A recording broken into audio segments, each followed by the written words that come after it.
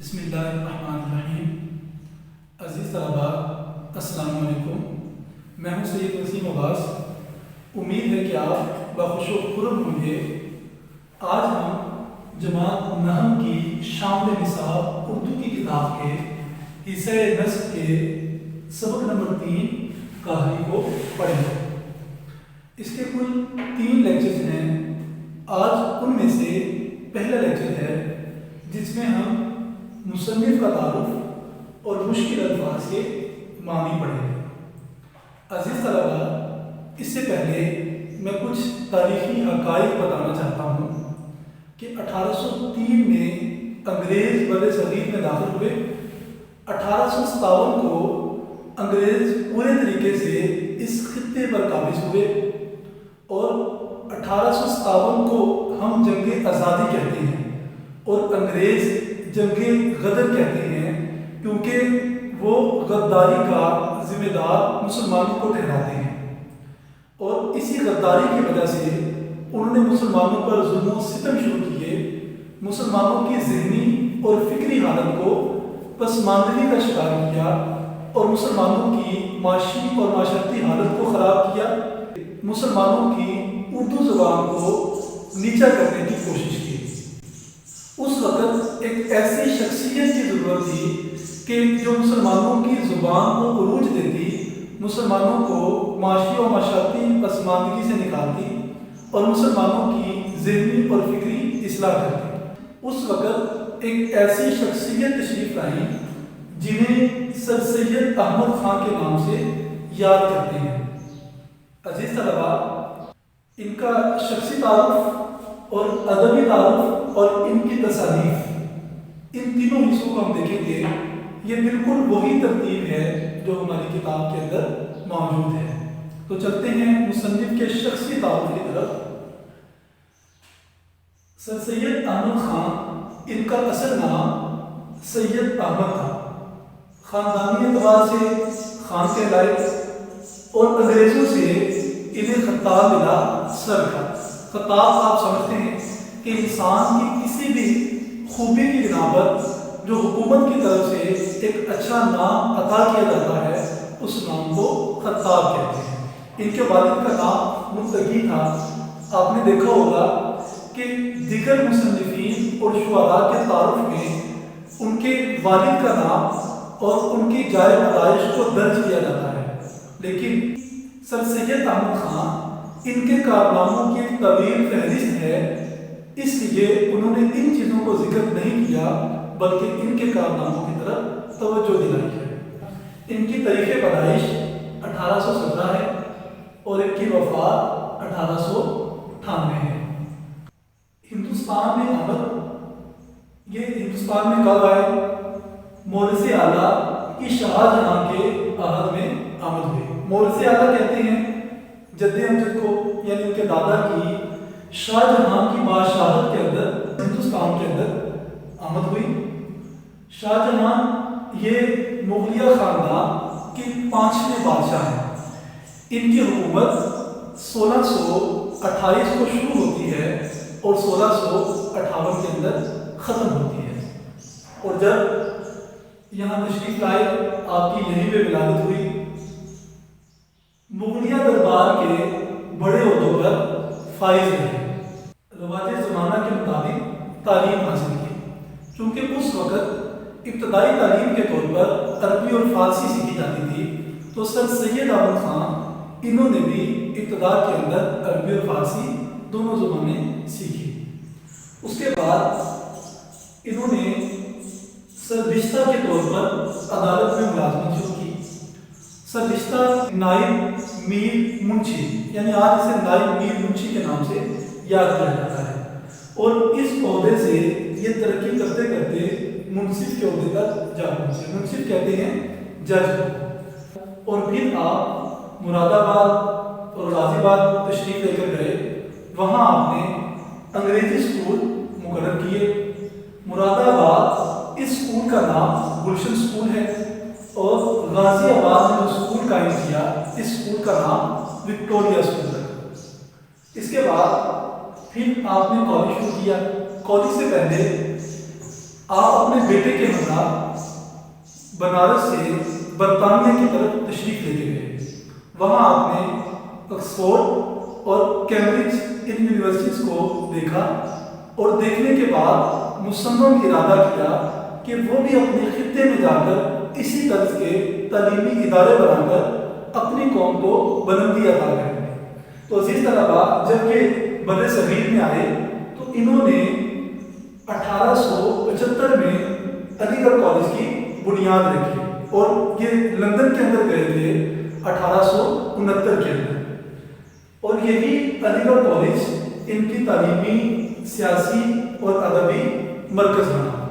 تعلیمی مرکز اس طریقے سے بنا کہ اس وقت بر صغیر کے اندر کوئی ایک ایسا شخص موجود نہیں تھا جو تعلیم یافتہ ہو اور اس کا تعلق علی گڑھ سے نہ ہو. سیاسی طور پر کیسے؟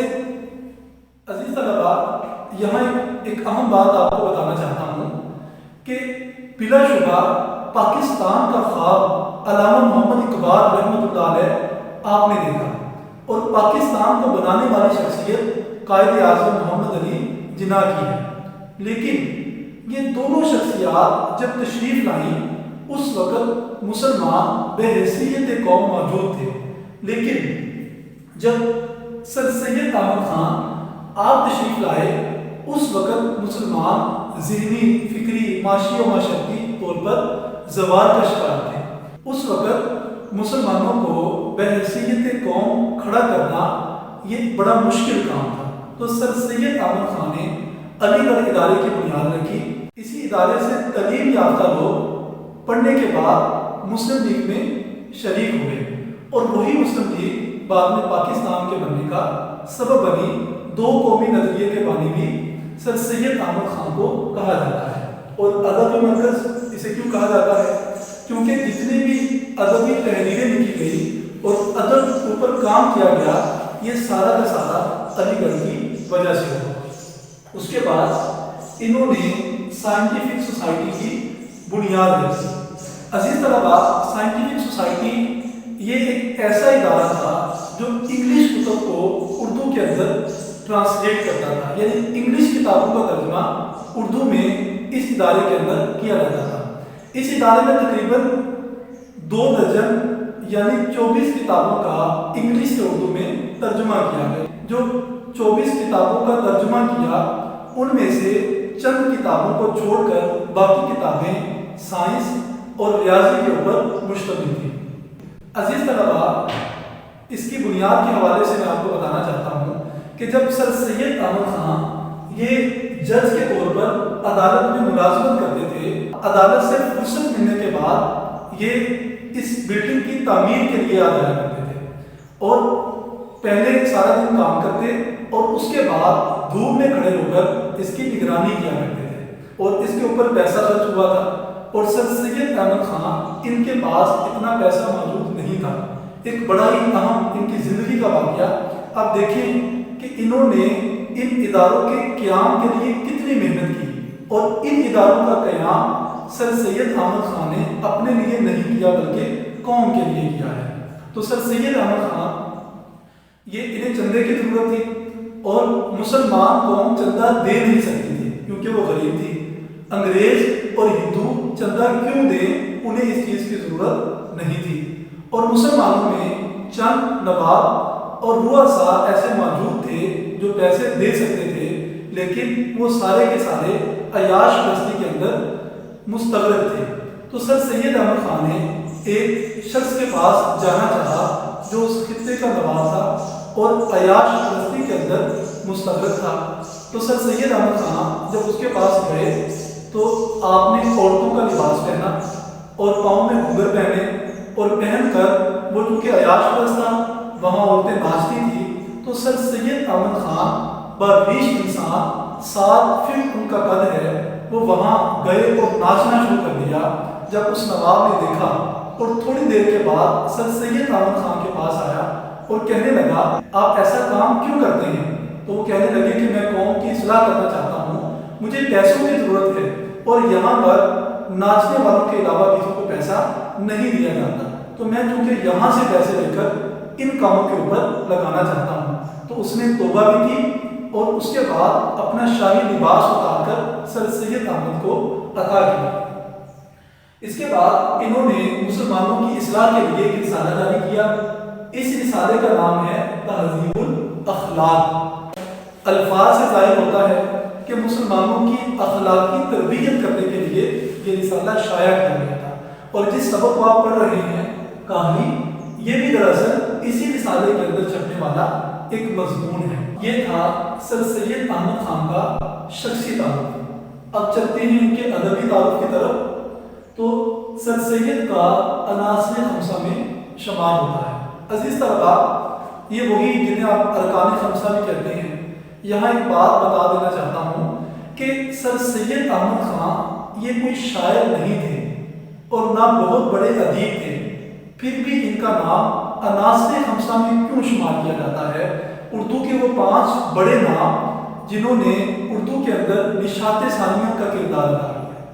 تو اس بات کو ذہن نشین کر لیں کہ سر سید احمد خان کا نام عناصر خمسہ میں اس لیے شمار کیا جاتا ہے کیونکہ اردو کی اگر ابتدا کو دیکھا جائے تو ادب برائے ادب لکھا جاتا تھا۔ سر سید احمد خان وہ شخصیت ہیں جنہوں نے اس چیز سے لوگوں کو، مصنفین کو روکا اور کہا کہ اب ہم نے ادب برائے ادب نہیں لکھنا بلکہ ادب برائے معاشرہ لکھنا ہے، لوگوں کی اصلاح کے لیے لکھنا ہے۔ اور ان کا جو سب سے بڑا کارنامہ ہے، مضمون کی صنف کو رواج، یعنی مضمون نگاری کو جو رائج کیا بر صغیر کے اندر، وہ سر سید احمد خان نے کیا۔ اسلوب نگارش ان کے لکھنے کا طریقہ کیا تھا؟ ان کے لکھنے کا طریقہ بالکل سادہ تھا، سہل، آسان تھا اور بے ساختہ تھا۔ بے ساختہ کہتے ہیں بلا تعمل، یعنی فی البدیع لکھ دیا کرتے تھے۔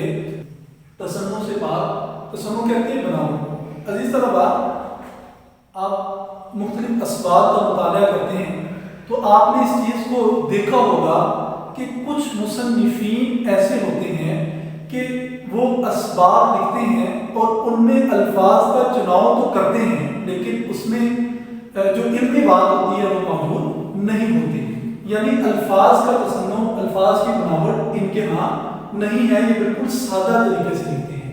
یہی وجہ ہے کہ جو نقاد ہیں انہوں نے سر سید پر تنقید کی ہے کہ ان کے مضمون کے اندر حسن معقول نہیں ہے، اور بعض نے لکھا ہے کہ اس کی ضرورت نہیں ہے کیونکہ وہ قوم کی اصلاح کرنا چاہتے تھے، اور الفاظ کا اگر حسن نہ بھی ہو تو کوئی مسئلہ پیش نہیں آتا۔ ان کی تصانیف تو 30 سے زائد ہیں، لیکن جو سب سے زیادہ مشہور ہیں آپ کی کتاب میں بھی موجود ہیں اور انہیں کے اوپر ہم بات کریں گے۔ ان کی کتاب اصحاب الصنادید ہے۔ اصحاب الصنادید ان کی وہ کتاب ہے کہ جس میں دلی کی تاریخی عمارتوں کے اوپر لکھا گیا ہے۔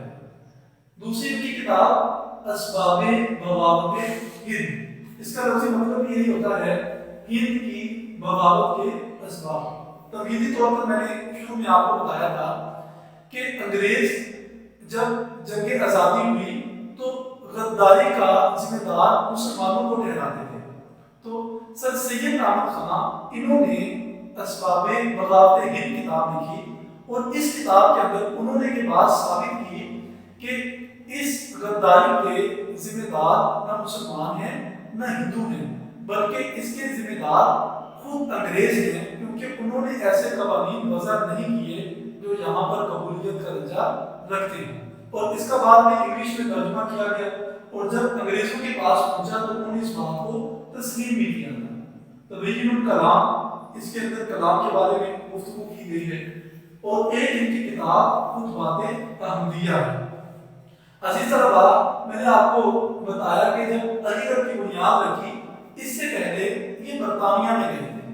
ایک تو اس کی وجہ یہ تھی کہ یہ ایک ادارہ قائم کرنا چاہتے تھے، اور دوسری اس کی بہت بڑی وجہ یہ تھی کہ سر سید احمد خان نے سنا تھا کہ ایک انگریز ولیم میور، اس نے کتاب لکھی ہے دی لائف آف محمد۔ اس کتاب کے اندر اس انگریز نے ایسے ماخوذ سے کام کیا ہے، ایسی کتابوں سے اس نے مواد اکٹھا کیا ہے کہ جس کے اندر اچھا مواد نہیں لکھا ہوا اور اسلام کے اندر اس نے شکوک و شبہات پیدا کرنے کی کوشش کی تھی، تو انہوں نے اس کے جواب کے اندر باتیں اہمیت دی۔ عزیز طلبا، ہمارے یہاں کیا ہوتا ہے کہ اگر کوئی پتلے بنے یا ایسا کوئی کام برطانیہ کی طرف سے یا انگریزوں کی طرف سے کر دیا جائے تو ہم سڑکوں پر بھی نکلتے ہیں، احتجاج بھی کرتے ہیں، پتلے بھی جلاتے ہیں۔ اس سے انگریزوں کو فرق نہیں پڑتا، کیونکہ وہ فلسفے کو سمجھتے ہیں، ایسی بات کو سمجھتے ہیں جو اقلیت پر منحصر ہو۔ تو سر سید احمد خان انہوں نے خطبات احمدیہ لے کر فلسفے کے اندر منطق کے اعتبار سے انہیں جواب دیا، اور اس کا انگلش میں ترجمہ بھی کیا گیا، اور جب انگلش میں ترجمہ ان کے پاس پہنچا تو انہوں نے اس بات کو تسلیم کیا تھا کہ ہماری طرف سے جتنے بھی الزامات نبی اکرم صلی اللہ علیہ وآلہ وسلم پر لگائے گئے ہیں وہ سارے کے سارے بے بنیاد ہیں۔